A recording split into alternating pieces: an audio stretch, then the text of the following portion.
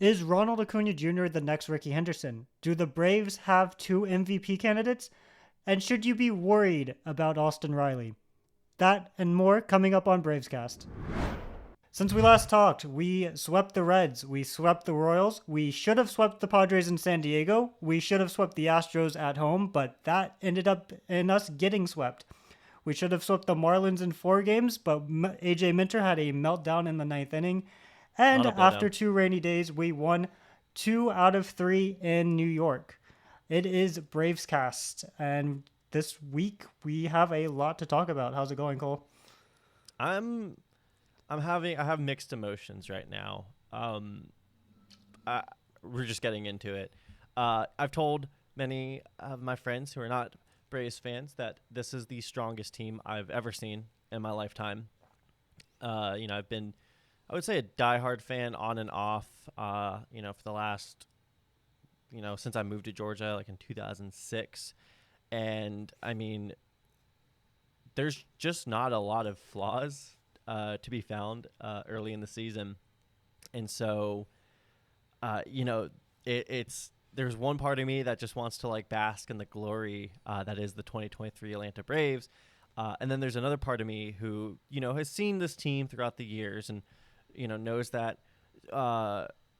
issues tend to arise. It's a long season, and wants to have doubts and worries, but right now I'm just trying to stay optimistic. We just got the news back on Ronald Acuña Jr. As of recording, his initial test came back negative on a, I guess, potential shoulder fracture, but they are going to be evaluating him further just to make sure that everything is okay. So feeling pretty damn good about this team, if I say so myself. Yeah, after Ronnie got hit today, I was a little worried because at first it didn't look like a bad hit. It kind of just looked like he hit him above his elbow guard. But anytime your player comes out of the game, it's really scary. And I've been a Braves fan since 2003. And I bought into a fair amount of Braves propaganda over the years, especially, Jordan Schaefer being the next big thing. Just bad propaganda on teams. But since the Braves have started being contenders again since 2018, I mean, even after getting swept by Houston, I mean, we were down, Iglesias, Harris, Darno. We started Chadwick Trump one of those games, I believe. We're down Arcia. People will have different opinions on Arcia, but I personally think he's a solid starter. And even after a loss, even with all of these injuries, I'm like, that sucked. I feel like we should have won. Like, Yeah. in a really weird alternate universe, we could have taken this past 3 weeks off, and the Braves could have won every single game. The loss in San Diego was a 1-0 game. Charlie Morton pitched great. Day game, Braves sometimes don't play the best in day games, and we didn't score. That's tough. But a home run here, home run there, the Braves could have won that. Was that The Braves had a lead. Go ahead. I was gonna say, was that the first time we've gotten shut out in a game this year? Or no, do we get shut I out? feel like I have the reference. Keep going on. I wanna fact check. Here. yeah. We got swept by Houston. You never want to get swept, especially at home. Houston had a slow start to the season, but the Braves had a lead in every single game that they played. They were up, I believe, 4-1 on the Friday game, and then it quickly became 6-4 Houston in like 10 pitches. I'm gonna coin a new term, and it might have already been used by. I wouldn't be surprised if somebody who's a fan of an AL West team already came up with this term. We got Jordan. Pretty much all series. He came up the late 2-run home run Friday night. I think he came up with the game-winning single on Sunday, and I'm pretty sure he also hit a home run Saturday. On too. that We got Sunday Jordan. in the 8th inning, when Snick went to AJ Minter. As good as AJ Minter is, we'll put an asterisk on that because we're going to talk about that later. When Snicker brought in Minter, with Jordan coming up in the 8th, I knew it wasn't going to end well. That's mostly because Jordan Alvarez is an incredible player. Not necessarily. I mean, any pitcher has a hard time against Jordan. But yeah, I agree with you, Cole. That was Jordan's series all the way. What blows my mind is that, especially Friday night, I mean, that wasn't even a terrible pitch. Was it Dylan Lee pitching? It just seems like he kind of destroyed us all series. I honestly forgot who, like, he even. I know Jesse Chavez came in, and we love Jesse here, but he had a bad series. 8 pitches. He had a bad series. That's what we call liner after liner. That's what we in the industry call regressing to the mean. Is what Jesse Chavez did that weekend. I love Jesse Chavez. I think he's fully capable of being a good back, like long reliever, pitching in, games the Braves are losing. I don't think he's a 7th or 8th inning guy. I know he's been put in that situation with Iglesias out, but yeah, that Astro series was rough. I didn't watch too much of it. I seemed to only turn on the game when the Braves were leading, and then by the end of that inning that I watched, they were no longer leading. So if you want to blame me for those losses, go for it. By the way, that was Miami. That was the first time we got shut out. That Wednesday getaway game against the Padres. Yeah, ever since Anthopoulos took over, every time the Braves get shut out, I'm a little surprised. I'm not even mad. I'm just surprised. So let's just kind of. I know you mentioned Miami. Just go over the kind of the series that we're talking about. We're talking about the last 2 weeks here. First one was against the Padres. We took 2 out of 3 in San Diego, which felt really nice considering the fact that the Padres did punch us in the face for our home opener. So it felt only fair that we got back in them first 2 games, extended our win streak, I believe, to 8 games. Sweeping the Reds and Royals. 8-game win streak. We get shut out Wednesday. We've had our woes in the past with date games. Offense just came up flat. Then we go to the Houston series. Like we said, we got swept. We led in each of the 3 games. I think, and I just want to get this point kind of out of the way. I think it's easy to blame the bullpen, but I think the bigger fault here was that we took our foot off the pedal. First game, we scored all 4 runs in the first inning. As amazing, and we can get into our first inning exploits because we're very good at like striking first. There's no doubt about that. Especially against a team like the Astros, you want to keep adding on runs. So, the bullpen faltered. We can talk about that, but I also think we took our foot off the pedal. Miami, great series. We should have swept them in 4 games. We could have easily lost game 3 though. I feel like game 3 and 4 just were flipped because the Marlins led 4-0 kind of late into that game. Yeah, and the Braves led 4-0 in the next game. And that was late into that was game. That was the Sandy Alcantara game, and he looked unhittable. He was efficient. It looked like a classic Alcantara complete game shutty, and then Ronald Acuña Jr. hits the home run against him, and it all unravels the Marlins. We take advantage of their bullpen, which actually has some decent arms, but I kept making the remark to my friends. So many lefties. Yeah, many lefties. I kept making the remark. Do they have to my already friends. Besides Flora? I felt like just lefty after lefty after lefty. John Curtis, is he in the Marlins, or am I confusing him with? Isn't he on the Mets? He might be on the Mets. Am I stupid? I feel like we just saw him today. John Curtis is I know he was on a Florida team at one point. He was either on the Rays or the Marlins. My memory sucks.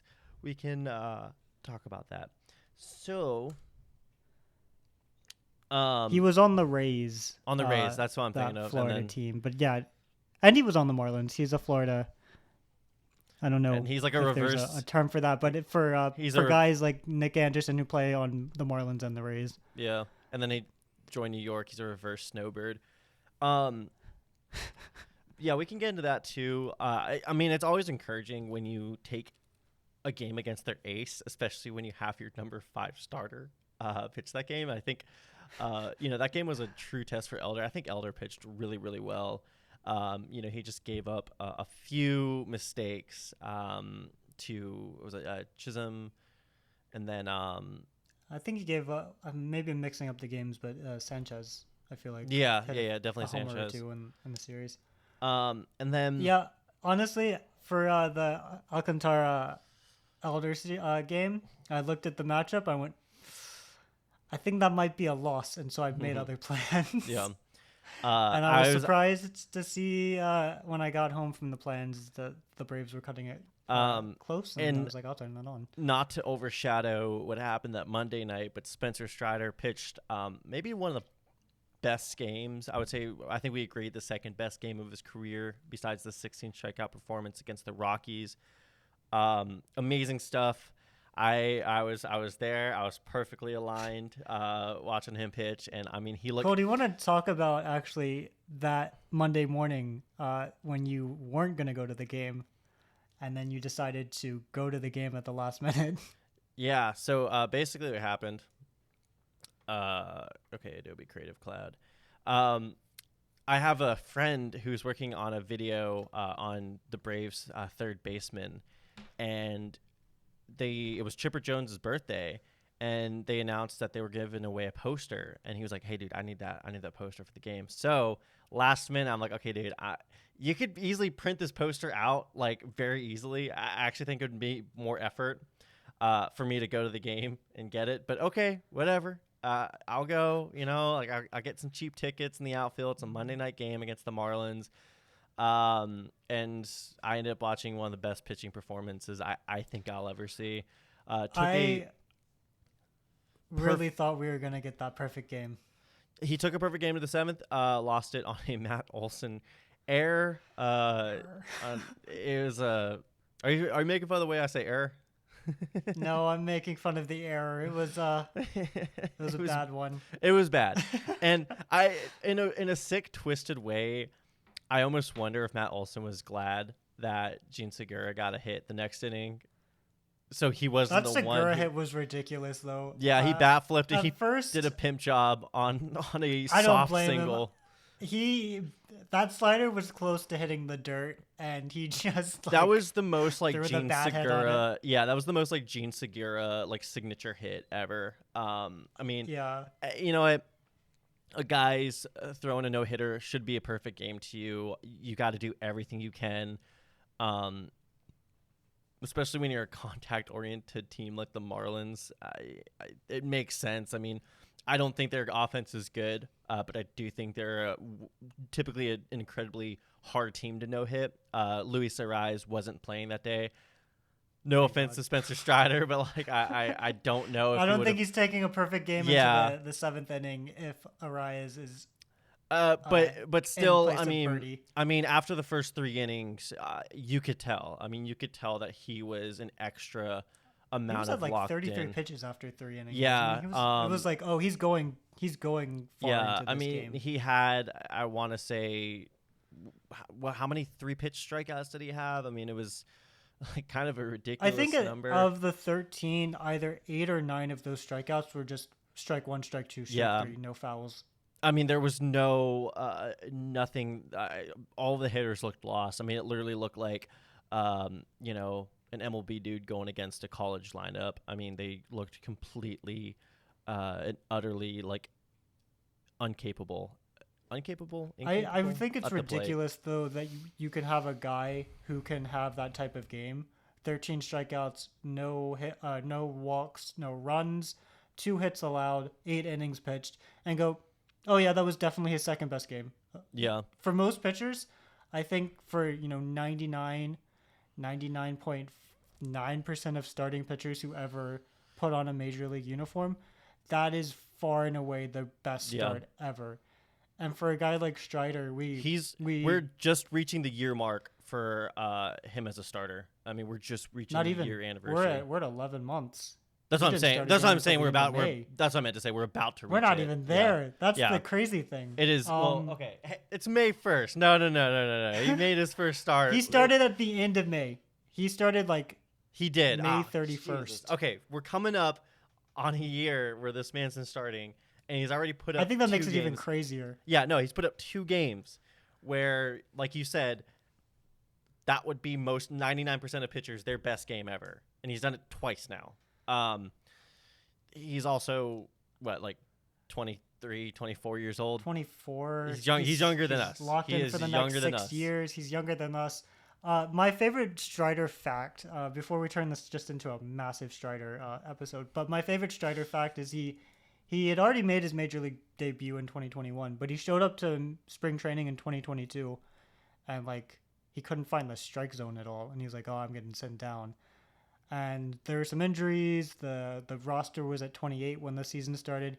He eventually put it together, and then he went on, and if it wasn't for Michael Harris, like he would have easily won Rookie of the Year, and Michael Harris just happens to be his teammate. But yeah, today's start didn't go quite as well, but you know the Mets are so we'll a different team. So we'll get into that too.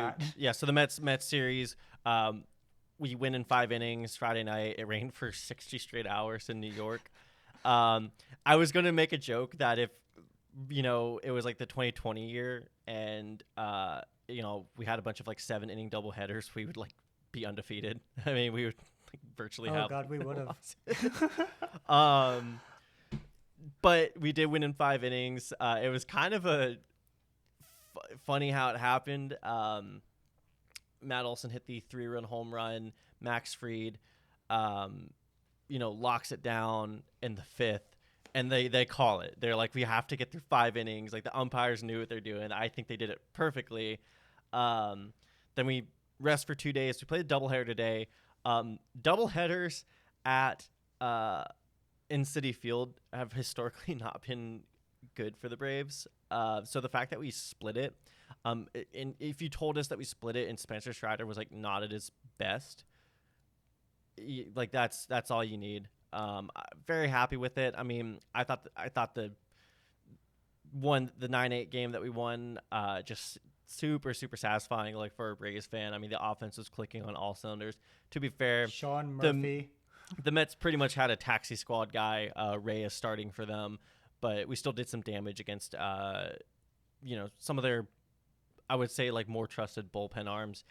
Sean Murphy. So let's get we got to talk about Sean Murphy. Let's jump into the juicy stuff. Sean Murphy, holy crap. So I don't know if Braves fans will remember this or if they will out themselves now.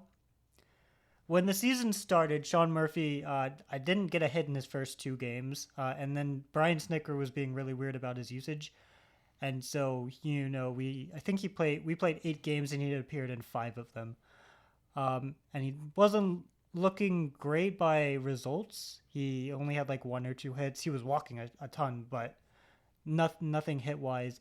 And Braves fans were calling him a bad hitter. They were saying he should stay on the bench. I can't believe we gave up William Contreras for it. Since we last talked, Cole, he has a 1-7. This is before he went off today, so the stats are actually higher, but Fangraphs hasn't updated it yet. He has a 177 WRC plus coming into the day. 12 of his 17 hits are extra base hits. His slash line's 279, 389, 672. He's slugging 672. He's a catcher.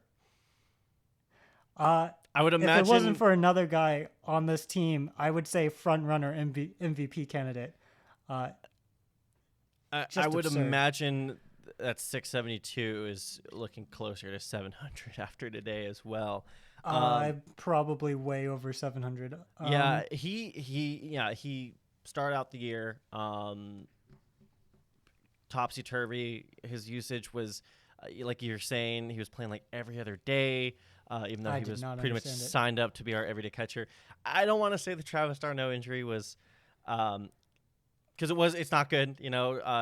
I'm super glad that Sean Murphy has stepped up in the way that he has, because it's given them time to handle the situation carefully.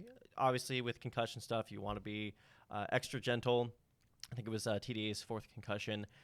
I'm not saying that injury was a good thing, because it's not, but I think it sort of made Brian Snitker's brain work, realizing how foolish it was to have your new shiny offseason acquisition playing every other day. I understand he's a catcher, but it's not like the DH position was really giving you Not a run at for all. its money. So yeah, he's been doing a Johnny Bench impression. Did not expect it. I don't think anybody's really expected this level of performance.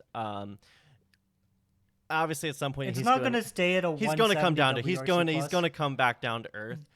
But I don't But think I he's think had it's going to be like 140, 150. His approach is just excellent. I Yeah. think he's in the 90th percentile in not chasing. So he doesn't swing at bad pitches very often.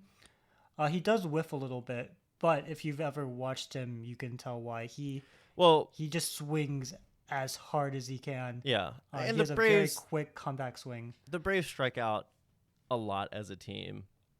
This is nothing new. As long as we walk a lot, and as long as we're hitting home runs, it really doesn't matter. And he's doing that. The 12 extra base hits out of the 17 hits is just absurd. There was I think 10 straight hits that he had that were extra base hits. Either I don't think he has a triple, but doubles or homers. And then he had a single, and I remember Brandon Gaudin on Bally was saying that was kind of weird. Yeah, he's yeah. still at first. Yeah. It was yeah.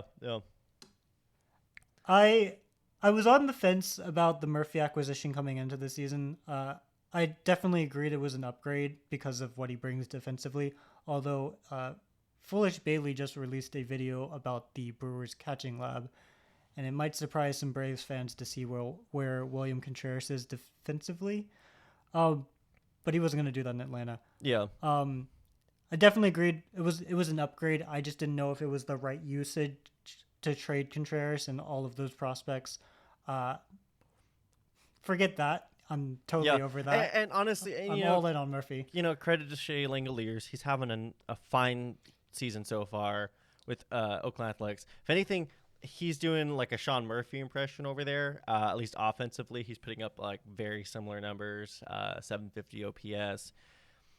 Sean Murphy is just taking it to a new level here in Atlanta so far. And like we said, he is going to come back down to earth. Nothing says it's going to crater or anything. I mean, we could be watching the Sean Murphy career season. He definitely has made adjustments. And we've seen this. I mean, when we're doing our previews, I remember being surprised by like how far he was hitting the ball. I mean, how much raw power this man has. I always kind of saw him as just like a, kind of middle range catcher, just offensively like middle range catcher, kind of similar to build to, I almost said JT Realmuto. That's not true. JT Realmuto without the speed. I don't. Yeah, JT Realmuto without the speed. Like not like kind of lanky for a catcher, but he's just like completely like blown away expectations. And he's come up in big situations too. I mean, it's not like he's, hitting 3-run homers off of, their 7th guy in the bullpen. I mean, he's coming up, early in the game when it matters and late in the game when it matters. Walk-off home run against the Reds. He put us on the board, obviously today, versus the Mets. Just coming up big when it matters. And it seems like no situation has been too much for him so far. We'll see as the season wears on too. Hopefully when d'Arnaud comes back, he can get off his feet more. He's been pretty much, if the Braves are not playing a day game, like he's pretty much in the lineup as a catcher. Yeah. Speaking of when d'Arnaud gets back in the DH, I guess we should talk about Sam Hilliard, since his d'Arnaud coming back will actually affect Hilliard. He does have a 500 BABIP, but I have been very impressed, especially with a guy who's kind of a platoon guy, bottom of the lineup. I don't expect him to, continue having like a 130 WRC plus or anything, but he's striking out a ton, but he doesn't chase, which is interesting to me. And he's one of those guys too, where even if his bat isn't what it's been, which is unsustainable is the word you can use. He has so many other tools that he's offering. There was this one game, I believe it was against the Reds. I know I keep referencing that series even though we're supposed to not be covering it. Surefire single. I mean, just by the book, right up the middle, legs it out for a double. I'm pretty sure he's second on the team in steals behind Acuna. I could be wrong. That sounds right. He is, I think, the fastest guy on the team. He has 4 steals. So looking at his Savant page right now, he's red in average exit velocity, max exit velocity, hard hit, speed, and chase rate. All of those are 90th percentile. And if that's a bottom of the lineup guy, I think at least at a bare minimum he should be a platoon player. I mean, throughout the last 2 weeks, I feel like I've messaged you like 3 times going like, this is the game that's going to get Sam Hilliard a longer look. He's on the team. This is not like back. Travis Demerit last year where the inputs weren't really matching up with that early season BABIP luck. Sam Hilliard's not going to run a 500 BABIP. He's probably going to end up with like a 30% K rate, which is not great, but he's kind of a Joey Gallo light. He's really good defensively. And when you shift that over to left field, you have, Hilliard in left, Harris in center, Acuna in right. That's a great defensive outfield. And I think it was kind of funny we were talking about the Brewers catching lab where you're saying, William Contreras isn't going to be the defensive catcher that he is now for the Braves. That's how I feel about our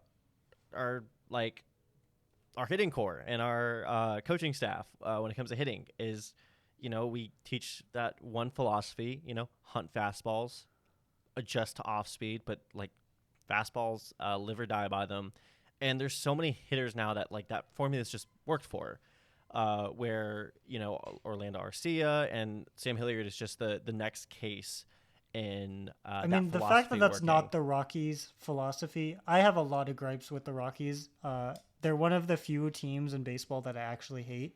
I don't hate any NL East team. I don't hate most teams, but I hate the Rockies. I don't hate them. They just frustrate me.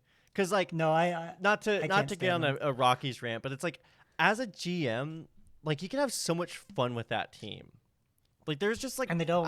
I feel like you could so easily exploit playing in Colorado. Like, why did they not go after Cody Bellinger? Why did they not go after Joey Gallo?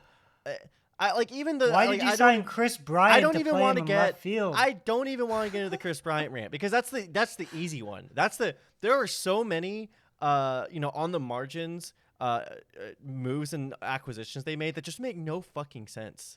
Their owner makes no sense. That's why I hate the Rockies. But Hilliard is the perfect type to just go home run or bust, especially in playing with Colorado, especially with his metrics. And they're like, no. And the Rockies never let them do that. They're like, no, you shouldn't be pulling the ball. Even though you got like fucking these long ass. Sorry for cursing so much. I know we're like at a limit here. Even though you got these long arms, no, we want you to take it the other way. We want you to like hit the ball on the ground more. It doesn't make any sense. So he played across 4 seasons in Colorado, and he had how many plate appearances? That almost a full season's worth of plate appearances, and he only hit 30 homers with his stuff. But yeah, Hilliard. Cole and I both agree he should be playing a lot more. That's going to be complicated when Darno gets back. It sounds weird when you say a center fielder's playing time is going to be affected by a catcher. Well, but would we really have 3 catchers on the 26-man roster? I mean, no. So Trump is going down. But with the DH usage right now, Snit can use Rosario and Hilliard and Pilar. When Darno comes back, I assume Darno will see a game or 2 a week at DH. Murphy will see a game or 2 at DH. And then Murphy and Darno will probably get 1 to 3 games off. Hopefully Darno gets like 1 to 2 games off. But what that means is that either Rosario is going to the bench. And I think he's hit a lot better than his numbers look like. I know he's under 100 WRC plus. He had that nice double today. But it wasn't Pilar is actually triple actually. bases they count clearing it as a triple? Unless they count it as a double because he got to third on the throw to home. But I never know how they score those. You know, they Yeah. always seem so subjective. it can be arbitrary. So coming into today, yeah, he's at 83 WRC plus. It was a double. Triple would have been nice. He's only hitting 225. I think Rosario needs to be playing semi-regularly. I think Pilar's done enough to cement like playing against lefties. His defense is fantastic. He made a really catch good against the left field. Astros that I thought he had no chance at. Yeah, he is. It's really funny when it's like we are pretty connected to the baseball world, but obviously we're mostly watching Braves games. Like if the Braves are on, we're going to be watching them. But it is funny when you see a player that you hear about a lot, or you see play for other teams, and you hear like this passion that the fan base has for them. And I understand why so many people gravitated towards Kevin Pillar. He is an actual crash test dummy out there. Oh yeah, Even in his mid-30s, he is still laying his body on the line.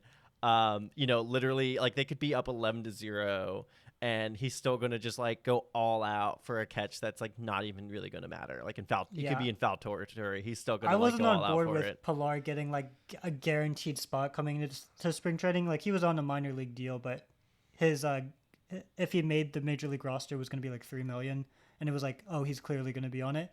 It's like, why are we giving a roster spot to Kevin Pillar? Like he hasn't done anything for years. He's never been a good hitter. His defense is declining.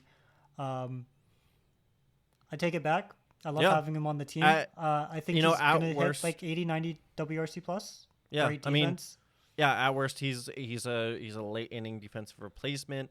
Not that we really need it now with Michael Harris back. I don't think there's any reason to take Acuna out, even though his defensive metrics have still been not great. But they're not great. But I don't care. Agree with them. Yeah, so I do wonder. It is a month in the season.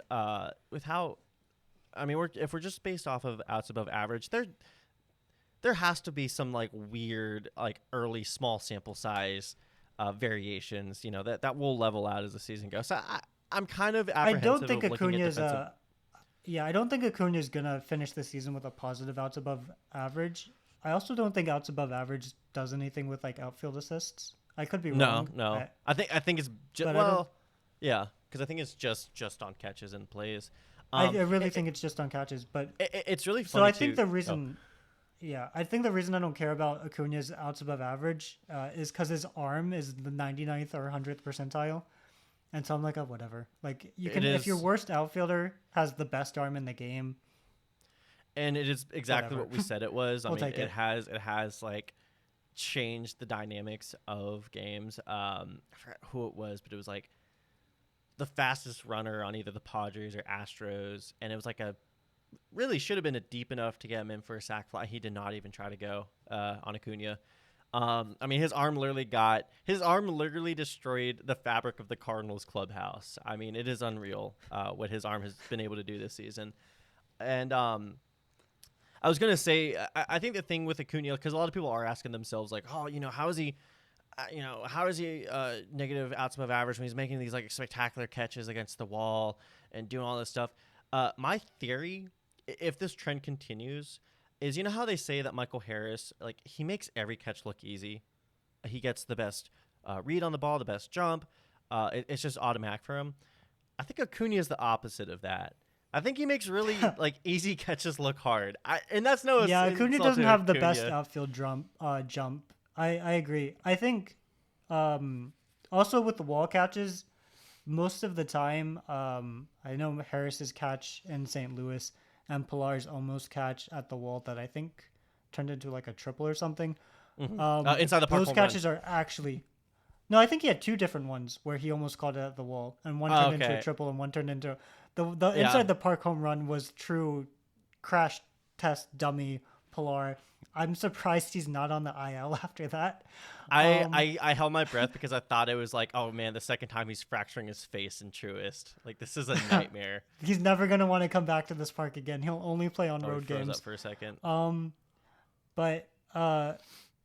where was I going? Those catches at the wall are like actually kind of hard because you have to really elevate. But like Acuna having the time to camp right underneath that big brick fence, um, outs above average will say, oh, because you have X amount of time to get there. Most most It's a competent 99. MLB It's like a fielders 98% will be able catch probability. to Yeah. get there and jump and catch. Yeah. And so those aren't getting like those don't get outs above average excited. Yeah. But yeah, if your worst defensive player has the best arm in the game, then he's valuable defensively in other ways. It's kind of weird having a good defensive outfielder. I don't know how you feel about that. Like, I've grown used to Harris now, but before Harris, it felt like Ender Inciarte was like the only good defensive outfielder for a while because we had like Markakis and then a young Acuna for a bit, and then before that, I mean, way before that, you had like Cameron Maben in center field with like Nick Swisher and I Nick can't Markakis. even go back that far. No, I mean, I feel like for me, we've always had, just because I started getting really back into the Braves like 2017, so I'm sort of used to having a good defensive center fielder in Inciarte. I thought Markakis was like decent besides not having any range. Oh, he had like this errorless streak that was like carried over from like 2 seasons. But it's like he had no range. No range it's whatsoever. like it's kind of easy to not make an error. He's good. But he had no range. That would be actually like a really fun video, like Nick Markakis' like phony streak. His like totally like BS streak that like does not matter at all. Like the Michael Harris, best defensive season of all time. Yeah, like Michael Harris having an airless streak is impressive because he is like going after everything. Like if it's hit to center field, no matter where, unless it's like a 450-foot jack, like there's a chance that Michael Harris can make a play on it. Nick Markakis, he just got like, if you hit it anywhere besides like 5 feet in front of him, you're probably gonna get a hit. As long as it's not like a, have like His a huge ass hang time. Made me so mad when he was making $15 million a year for the team. But as soon as he signed that second contract and was making like $8 million, I loved Nick Markakis. Yeah, like it was so stupid for me to tie all of my like valuation of Nick Markakis into how much money he made because he was not ever a different player. Yeah, but I liked him a lot better when he made less money. He took the hometown discount, and we loved him. He for did. It. Now we love Nick Markakis. So yeah, moving on here. We talked about Sean Murphy. We talked about the outfield, Sam Hilliard. Do we want to talk about something more less optimistic, a little more negative? Maybe name rhymes with Boston Kylie. If you know what I'm saying. Yeah.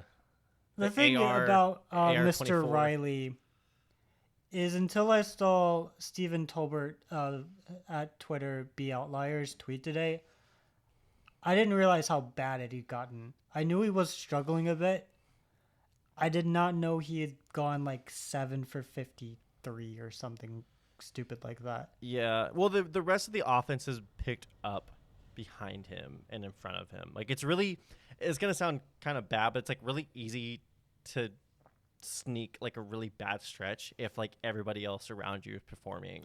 I mean, he's sitting in between Acuna, Olsen, and Murphy most nights, so it is really easy to kind of just not. I mean, he's basically like has like the 1975 Big Red Machine like surrounding him.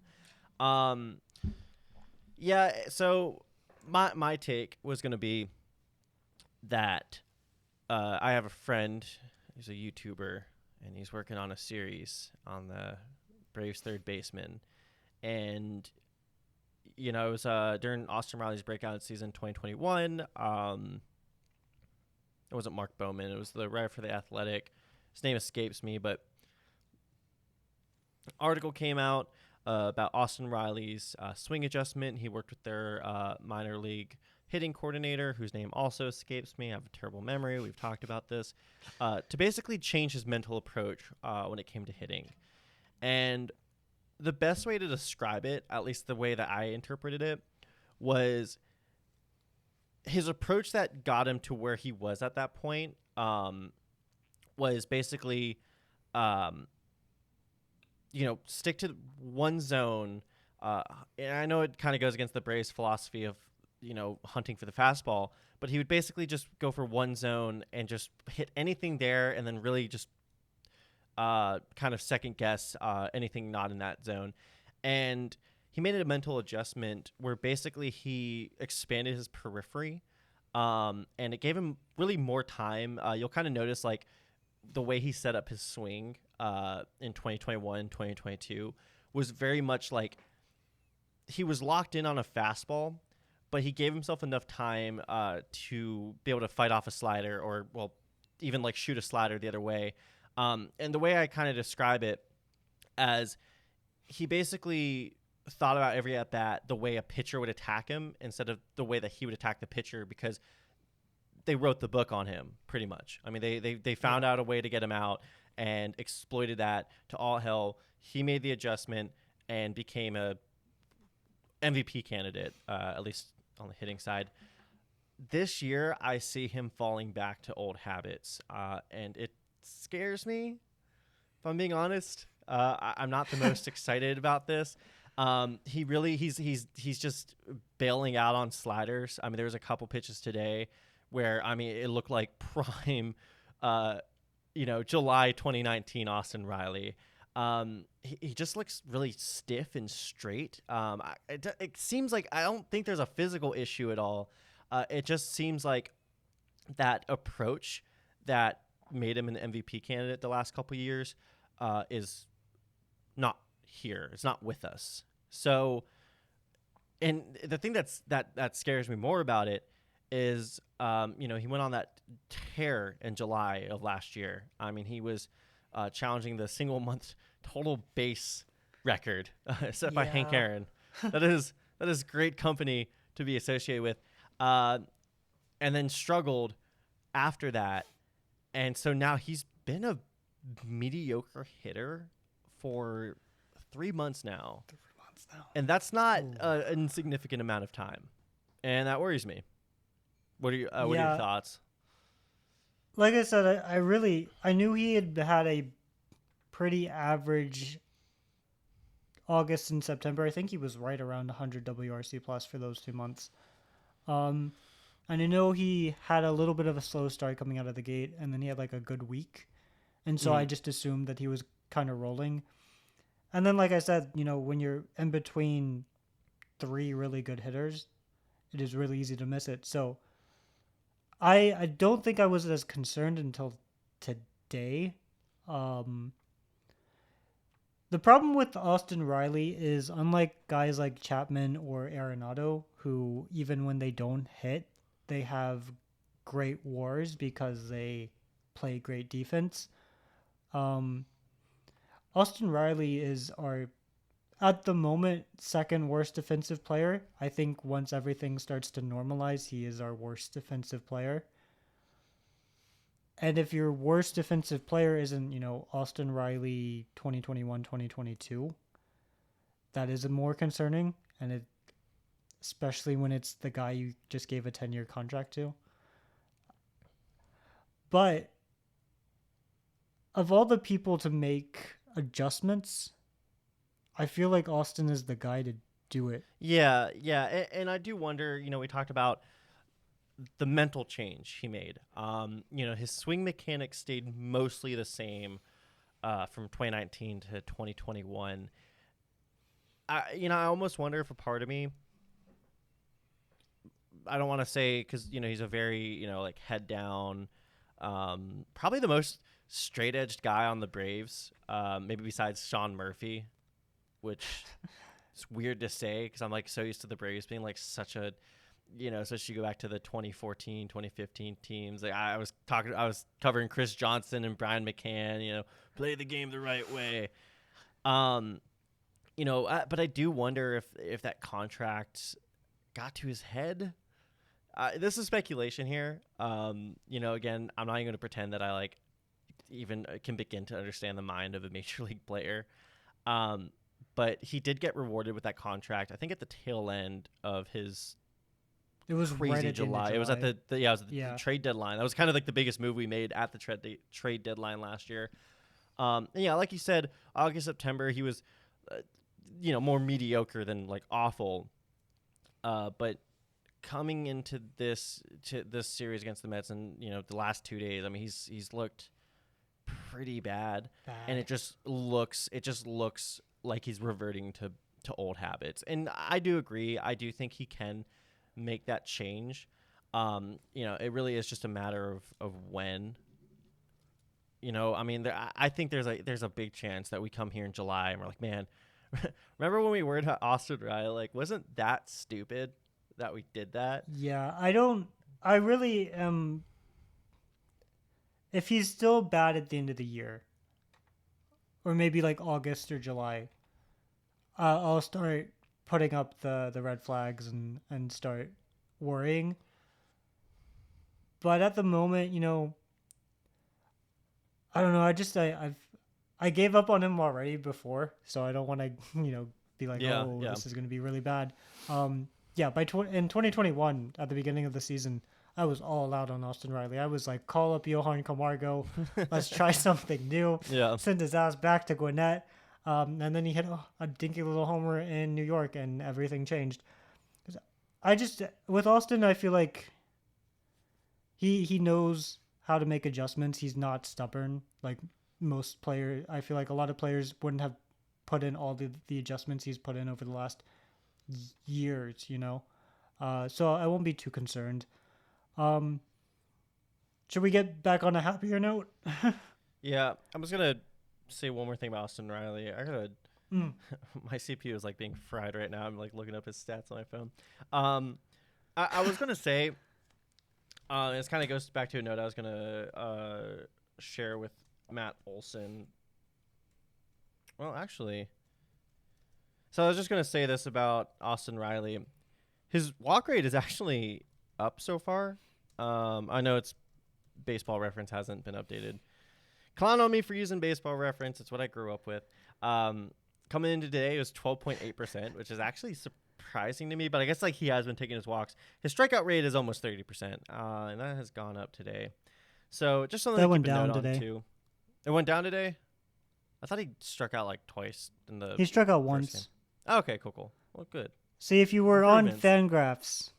Fangraphs, you would see the updated scoreboard. They just updated it. God damn. They do live updates, and then they calculate it fully the next day. So coming into today, this is another thing about the short sample size that we're still in. Coming into today, Austin Riley had a 114 WRC plus. At the end of today, he had a 103 WRC plus, and that was 9 plate appearances, and he had a single. Short sample sizes really changes a lot. Yeah. If he had 3 hits today instead of 1, and one of those was like a double or a home run, his WRC plus would have probably gone up to 120. It's just kind of how weird baseball is. But a short sample size that I am 100% buying into is Ronald Acuña Jr. Although today he had a massive bomb, I refuse to believe that was only 448 feet. That was like 480 to me. Before today, he wasn't really hitting home runs. He still has a 178 WRC plus. He's walking 12% of the time. He's batting .363. He also has 13 stolen bases. Before the season, we thought, home runs in the 40-40 chase would be the easier thing. I think he might be at 40 steals by the All-Star break. He always seems to be on in the first inning. Honestly, a 30-60 season sounds really, really good about right now. That's never been done before. Didn't Christian I have Yelich to come look that really up. close to a 30-50? He came, or something 50, like that, and yeah, people were like, yeah. "Oh, that was really rare." It feels like Ronald, every time he's getting on base, without anybody in front of him, he's stealing a base, and it always feels like he's on in the first inning. So what's really funny about Ronald that I noticed this year, I like this version of Ronald a lot. I know you mentioned that his home, he is not hitting as many homers. He's actually hitting the ball on the ground a lot coming into today's game. His ground ball rate is 55.6%, which is actually higher than last year. Last year was 47. His exit velocity, his average exit velocity is 95. That's like he's averaging a hard hit ball every time he puts it in play. That is insane. But I think, and this is gonna sound kind of stupid because obviously, like, why wouldn't you want your guy hitting more homers? I mean, they're just you're scoring every time. You automatically cashing on the run. I like this version of Acuna a lot better. I think there's nothing more. I don't want to say demoralizing, but there's nothing that gets a team on their edge of their seat more than the first hitter getting an easy leadoff single. I mean, like you said, he's batting 350 363. 363. That's not mentioning that he has a 79th percentile walk rate. I think he's almost walking as much as he's striking out. This is the shocking thing. I was going to mention this a little later. But his strikeout rate is 13.7% and his walk rate is 12.2. He's cut his strikeouts nearly in half. So basically, like, I would argue, especially the first inning. I mean, you wonder why the Braves have been able to score in the first inning so much. Walker single, stolen base. He's 13 steals, caught stealing twice. I mean, he's it's not still like on third base like 3 times too. Yeah, it's not like he's shooting like 100 times a night and making 50% of shots. He's been what's the word I'm looking for? Precise, efficient. There we go, efficient. What did Luke Jackson call Braves fans a couple of years ago? Was it efficient? Efficient. I do not remember that. Efficient a few years ago. So okay, automatically on second with 0 outs. That sets up so many possibilities for your team, and I've noticed it where you don't have to worry about the double play anymore. Now instead of a ground ball for Matt Olson being a double play, it advances the runner to third. And now all Austin Riley has to do, even if he's not the Austin Riley we know, he's still been able to put the ball in play pretty consistently. And now you have 2 outs, 1 run scored, easy, just like that. And it's happened so many times so far this year. Just an easy way to just cash in on 1 run on a single, on a single and 2 outs. And, as fun as it would be for if he was like hitting leadoff homers like he was in 2018, 2019, I think this version of Ronald puts teams on edge more than if you just hit a home run. It's like, okay, we gave up the home run, whatever. It's something they have to deal with throughout the rest of the inning. And that's what I really like about it. It keeps teams on their toes. So that's why what we're saying is that we need to say that Ronald Acuña Jr. is the next Rickey Henderson. Yeah. Honestly, I'll put that in the thumbnail. If he is the next Rickey Henderson, that's perfect. I don't need Acuna hitting 40 homers a year. We already have Matt Olson. We already have Sean Murphy. Austin Riley's. If this is the part of the episode where we just become really dumb Braves fans who are just like really stupidly optimistic, Austin Riley is going to bounce back. We have the guys to provide the thump in the lineup. I love Ronald Acuna as this high average, high OVP, 60 steals a season kind of guy. Obviously he did get hurt today. He got hit right on the shoulder by a Tyler McGill fastball. Like we said, initial MRIs came back, no fracture. Actually, when I was looking his name up, the first thing I saw was Ronald Acuña Jr. fracture. I'm like, oh my God. And then revealed no fracture. So hopefully he's okay. He might have to miss a few games. I was going to say, actually, before we found out that news, that 2021, he had a lot of close misses before the ACL injury. I don't know if you remember. It was actually kind of an infamous photo now where he got plunked on the hands and the 2 chairs next to him, he's making that face. So he's had some like Was really that when close. That's from? I could not remember when that's from, although I should have known better because Ronald helps Braves fans out every year by changing something about his appearance every season. Yeah. But I've been trying to pinpoint when that happened.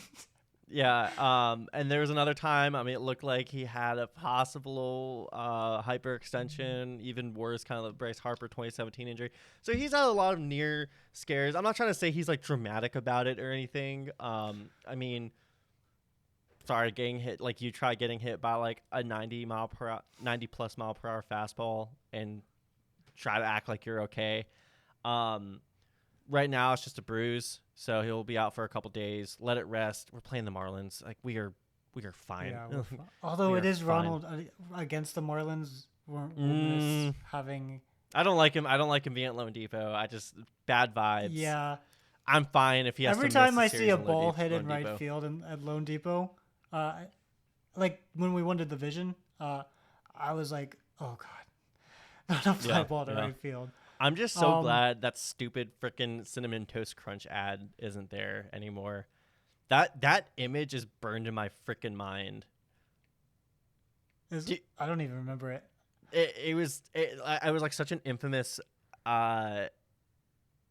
image. Like basically he got injured. He tore his ACL right in front of this like stupid like Cinnamon Toast Crunch ad. I don't know. Like, I wouldn't recommend. I just see watching it again. The thing that's burned into my head is like, the Breaking Bad meme, like, no, Ronald, don't jump. And it's Walter right in the back. Yeah, Every time I see that, I'm just like, oh no, Ronald, don't do it, don't jump. Yeah. So hopefully he's okay, but man, he is.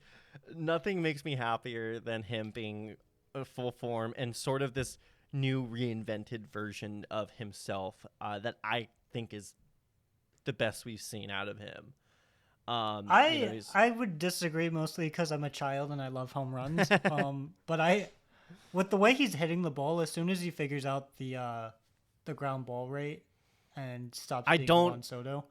I mean, I know we can sit here and be like, oh, that's not sustainable. He's not going to, but 95 mile per hour. Oh, I think like, the way he hits ground balls. I don't care. I think the way he hits ground balls is sustainable. I think, like he's kind of he's kind of like using all the improvements he made in 2021, lowering his strikeout rate, increasing his walk rate, combined with kind of the weird shit we saw in 2022. And then, wait, you were freezing up for a second. Oh, you also froze. We both froze. I don't know. I feel like with the way he hits ground balls, it is somewhat sustainable that he'd have a higher BABIP. But I'm also just looking at a 96 percentile hard hit rate and thinking about that home run today that went 448 feet and thinking if he just had a 20-degree launch angle, he'd hit a lot of home runs. Yeah. If we see, like especially with that short wall in left field in Atlanta. Yeah. And, maybe as the season goes on,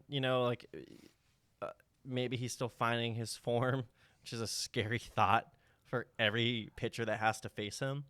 Maybe he'll start, bending his knees. And it's kind of interesting how the Braves as a team, they sort of have these, like, ebbs and flows together. Like everybody's hitting the ball on the ground, like just as a whole. Matt Olson, Austin Riley, even Ozzie Albies.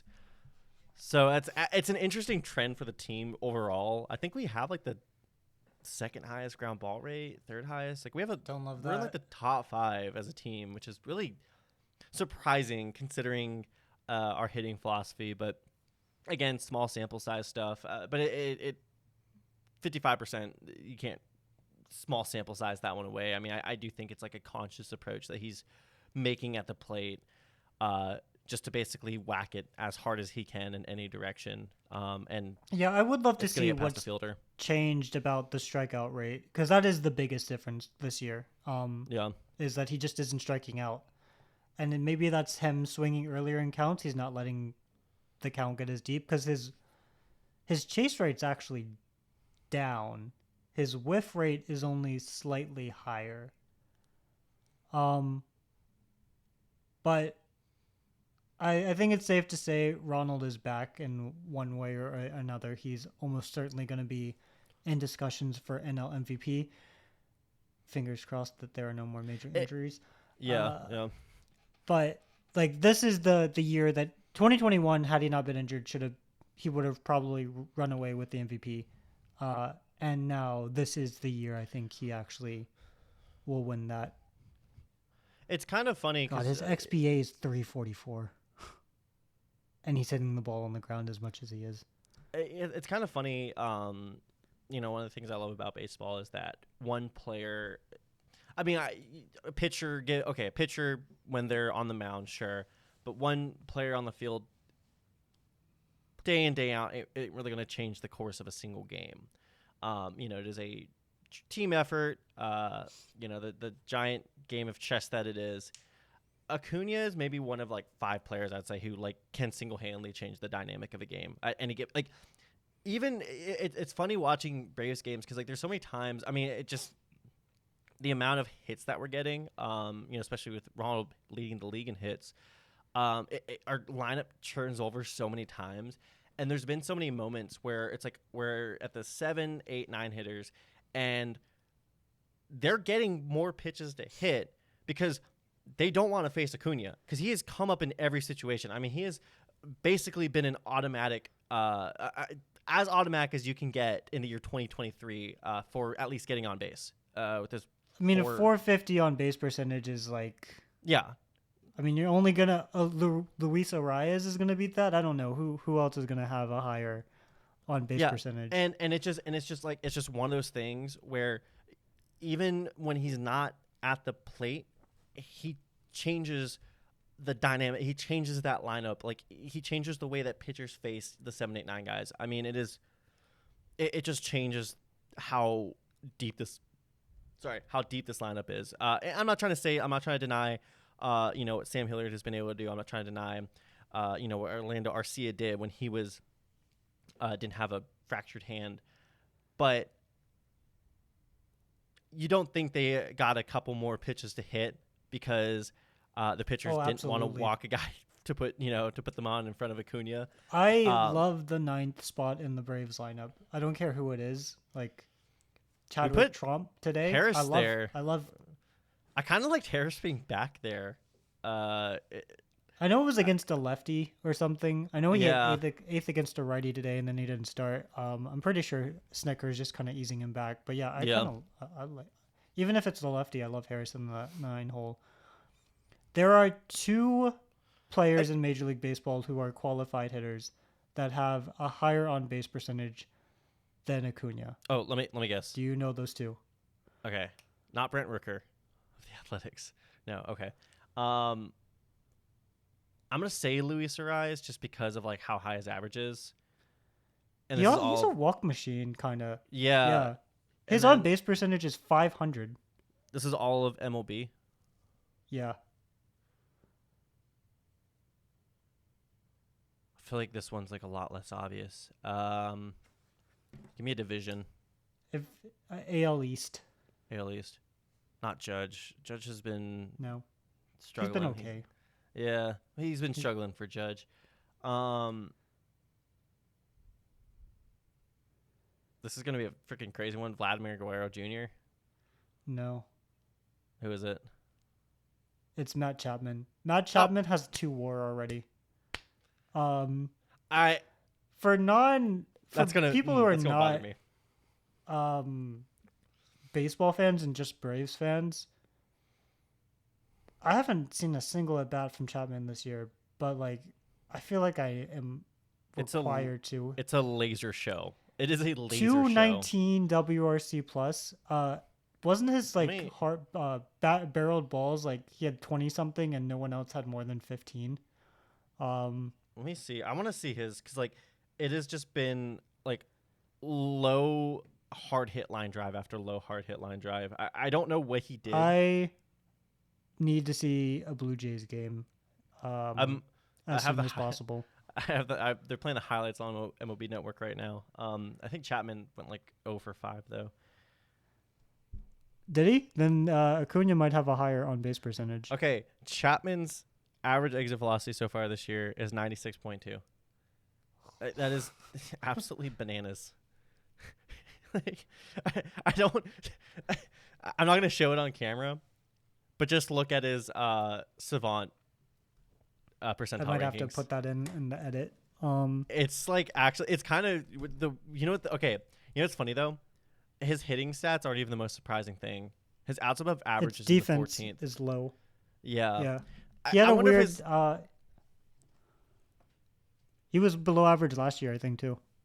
yeah, I wonder if his hip injuries had anything to do with it. I mean, I don't know if he's like struggling on any sort of direction, but this isn't a Blue Jays podcast, but yeah, This is a lateral baseball appreciation bet here, but his 100%, lateral 100%, 500%, and 199th percentile on baseball savant. That is insane. Stupid. It's just stupid. It's funny. His lateral towards first is his weakest direction, which is really funny because I always knew him as like being the guy like to cover. Like I always thought that like the reason Marcus Semien people thought he was better defensively is because Matt Chapman pretty much like had his right side. So that's surprising to me. His rolling ex-Woba is just like exponentially going up. Oh God. Yeah. So to compare, that's how good Ronald Acuña Jr. is. There are only two guys ahead of him, and one of the guys looks like he has a fictional baseball savant page. Barry Bonds numbers so far. Barry Bonds numbers. We should probably wrap this up. Yeah, I mean, there's so much we haven't talked about. We're not going to talk about. We just don't have time. You guys should look at Ozzy Albies outs above average. It's will make your brain not hurt. great, but I do think that it is just small sample size weirdness. It will leave him out. But I know overall his athleticism has been down this year. Even his like running metrics aren't great. You think maybe it's just the foot still healing. I mean, you'd hope it's healed at this point, but everybody recovers differently. Max Fried has looked unreal. I don't want to say he's completely reinvented himself, but I know I lamented the end of the lollipop curveball Max Fried days. His slider looks so. I did not know where that pitch came from. I never knew Max Fried is like elite slider guy until last year, and I mean it looks even better this year. Yeah, part of me hates that he's sold out for contact, and the other part of me is like he will now probably pitch until he's like 41. Yeah. He's fine. That slider changeup combination is especially nasty because he's able to throw both those to righties. I mean it's just low in the zone. And all you can do is just like softly ground it out. He looks really, really good. I mean, he did not lose a beat at all. I think the overrated comps, especially with Strider, you really can't get two different pitchers on your team as your 1 and 2. You can't get two different pitchers who are both elite pitchers. They are so opposite. I'm just because Spencer Strider gets those strikeouts. My child brain is just like, ooh, strikeouts. Max Fried is an artwork as well. He's a different type of artwork. Those two pitchers 1-2 is just. This is gonna be the worst thing I've ever said in my life. Are you ready for it? I don't know. This is the worst thing I'm gonna ever say on this podcast. I'm trying to think how I want to phrase it just to not sound like a dick. Spencer Strider and Max Fried are what we imagine Mike Foltynewicz and Sean Newcomb would have been. No, I don't think in my wildest imagination I would ever assume that Mike Foltynewicz could strike out 40% of batters. To me, no, I seriously think like Mike Foltynewicz is like the bizarro version of Spencer Strider. Just like from a pure input standpoint, because it's like they have similar from a very like 100-foot view, very similar stuff. The difference is Mike Foltynewicz had no control at all. I mean, he was literally just a throw it up there and see what happens kind of guy. He also had not the process that Spencer Strider has. Yeah, he is. That is not directly a diss at Fultonevich. It might be. I don't know Fulty personally, but I've heard Spencer Strider. He's not a great guy. Is one of the I'm not saying one way or the other. From what I've heard, he might go closer to not great. But Strider is just like one of the smartest guys when it comes to baseball. You can't. I mean, I was on. There was an article about Strider recently about like how he basically watched 4 different pitchers and went, "How do they do that? I can do that." And then he reinvented his. If you want to see something wild, go look up his freshman Clemson highlights. It's not the same guy at all. Like it doesn't even look remotely like the same pitcher. Well, and just a quick little aside there, and that's the thing I love about Spencer Strider that Mike Fultonevich never got, was that he will make the game-to-game adjustments, and I think that's what made his Marlins start so special, because when he started against the Padres, he was still good. A lot of people are like, "Oh, this isn't the best we can see from Strider," and it was because he wasn't attacking the zone. He wasn't really trusting the fact that he has a 98-mile-per-hour fastball. I thought his location control was still really good, but he was trying to finesse the zone too much, and it just didn't work. He got deep into a lot of counts.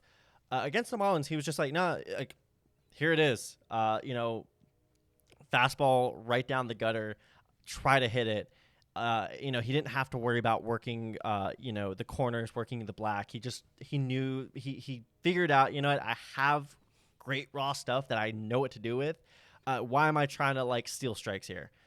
He made that adjustment game to game. And that's what I think makes him so special, in my opinion. I mean, even today in a bad start, I know we're winding down, but today, even in a bad start, he went 5 innings and only allowed 4 runs. Like, yeah. If 4 runs in 5 innings is your blow-up start, yeah, and he ended the strikeout streak. He had 8. Man, I knew when Jeff McNeil was one of the. I actually refuse to believe Jeff McNeil has ever struck out in his life. Yeah, he's the definition of a pesky hitter. So, Strider still had 8 strikeouts in 5 innings. Allowed 4 runs. He did allow a 3-run homer. But like if your worst is 4 runs and you are still able to gut out 5 innings, he did the same thing in Oakland last year. Yeah, in a stadium. I mean, I don't know how much like stock to put into.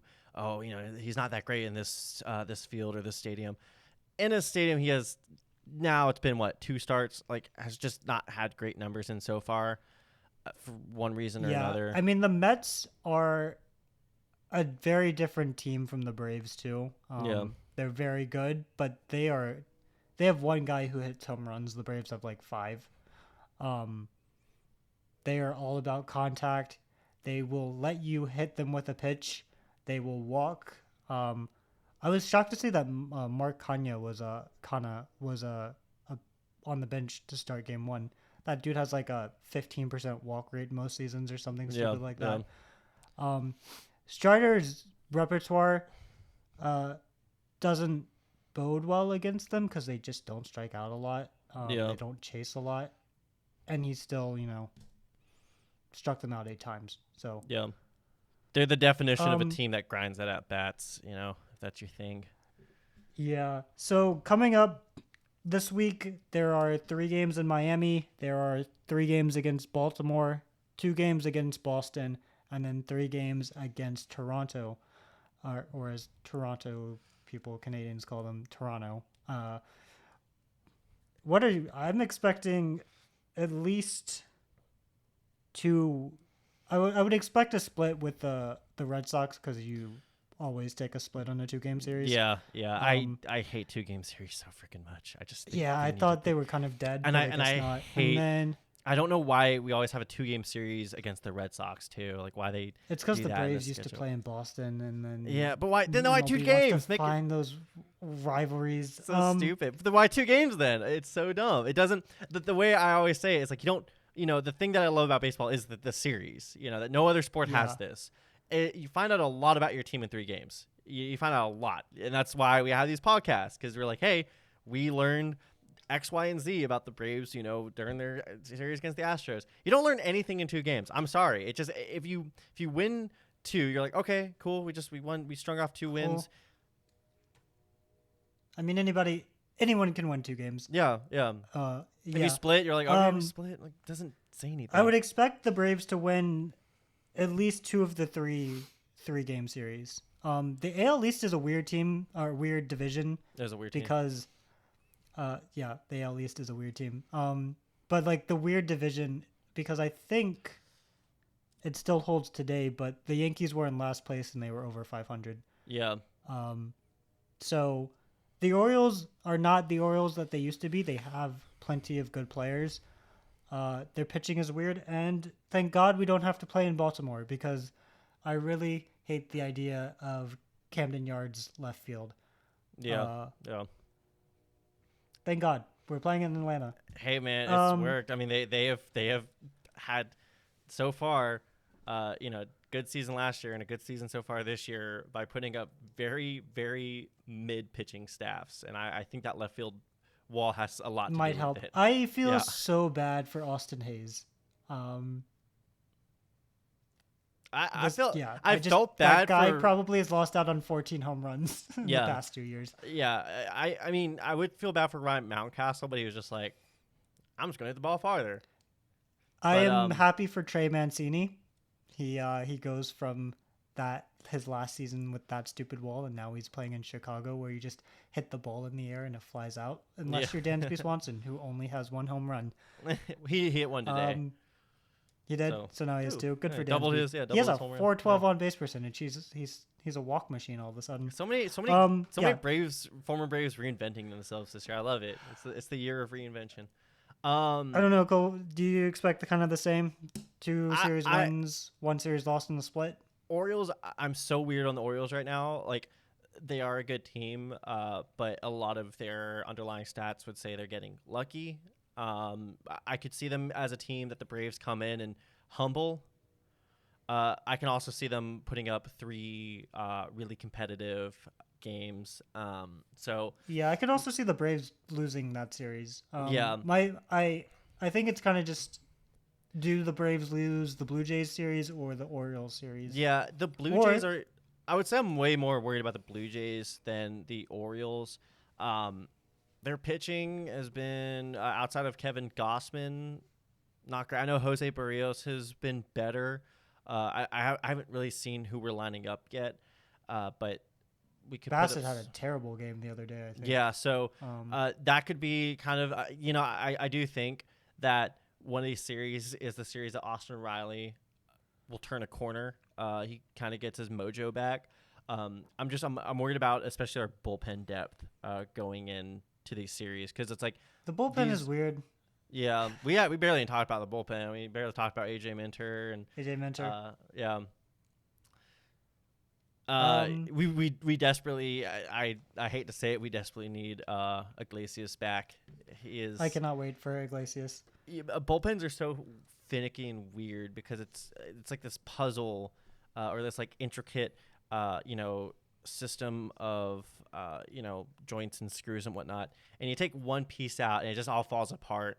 And like the Braves bullpen hasn't been terrible, but they have relied on a lot of great performances. Michael Tonkin, Jesse Chavez. Yeah, like guys you don't like that. You're glad that you're getting that performance from, but you don't want to pencil them in to get that kind of performance every day. And we saw what happened with that in the Astros series. So I think once Iglesias is back in there, everything starts to make sense. We have this chamber that just will spin forever. But right now, it's just kind of weird. It's kind of weird.